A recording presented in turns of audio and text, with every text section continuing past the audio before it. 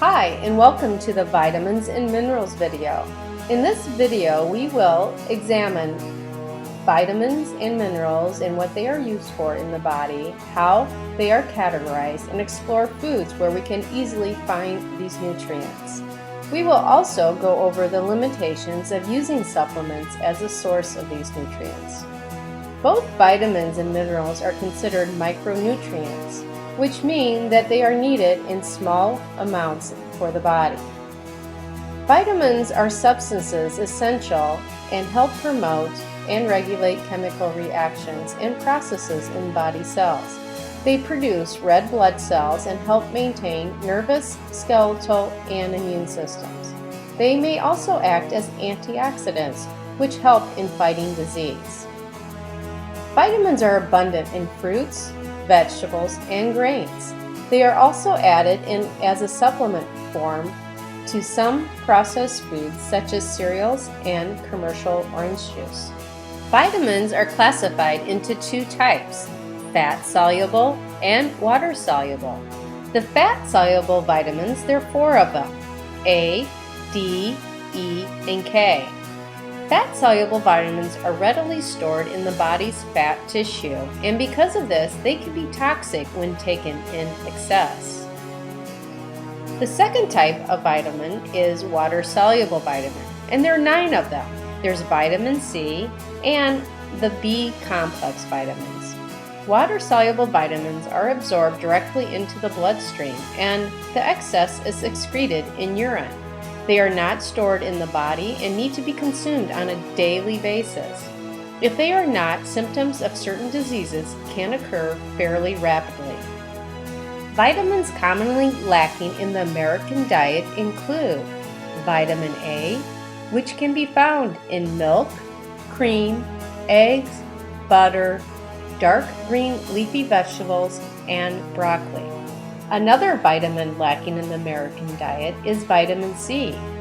Vitamin C can be found in citrus fruits, cabbage-type vegetables, tomatoes, potatoes, dark green leafy vegetables, peppers, cantaloupe, and strawberries. Another vitamin we tend to be deficient in is vitamin D. Vitamin D can be found in mushrooms, especially portobello mushrooms, fortified milk, eggs, fish, and by being in the sun. We also tend to be deficient in vitamin E, which can be found in vegetable oils, dark green leafy vegetables, whole grains, butter, milk, nuts, seeds, and fortified cereals. Minerals are another essential nutrient needed in small amounts by the body. They are compounds needed for regulation, growth, and maintenance of body tissues and functions. Major minerals, those that the body needs in amounts exceeding 100 milligrams per day, include calcium, phosphorus, magnesium, sodium, potassium, and chloride. Essential trace minerals include copper, fluoride, iodide, iron, selenium, and zinc. As with vitamins, if you consume too much or too little of a particular mineral, characteristic symptoms of excess or deficiency can develop. Typical minerals that are lacking in the American diet include iron, potassium, and calcium. Iron, which is used in red blood cells, muscles, and assists in many enzyme systems. Symptoms of deficiency could include weakness, headaches, and difficulty concentrating. Best foods for iron include beef, fish, and poultry, but iron may also be found in fortified cereals, legumes, and spinach. Potassium is used in biochemical reactions that help build protein, maintain fluid balance, and nerve impulses that contract muscles. If you are deficient in potassium, you may show signs of muscle weakness, irregular heartbeat, paralysis, confusion, or dehydration. You can find potassium in most fresh fruits, vegetables, potatoes, bananas, tomatoes, orange juice, and melons. Calcium is a big concern. Calcium is used to build and maintain bones, which will prevent osteoporosis. It can also help prevent colon cancer and help lower blood pressure and aid in weight loss. A common disease caused by the lack of calcium in the diet is osteoporosis, which means porous bones. Osteoporosis causes bones to become weak and brittle. A common result of this disease is fractures, most of them in the spine, hip, or wrist. Although it is often thought of as a woman's disease, osteoporosis also affects a significant number of men over the age of 75. Consider this: you build 90% of your bone mass by age 18. This is why it is so important for children and teenagers to get enough calcium in their diet. You only build 10% of your bone mass between the ages of 18 and 35. After age 35, it is about preserving the bone mass you have already acquired. It is also important for adults to consume enough calcium on a regular basis to maintain their bones. Did you know that you can lose up to 1% of your bone mass each year after age 35 if you do not consume enough calcium? Which, when you add it up, you can lose up to 25 to 30% of your bone mass by age 60. That is 1/3 of your bone mass. And even though we may not think of osteoporosis as a major disease, it is estimated that 25% of the women after the age of 50 will be diagnosed with this disease.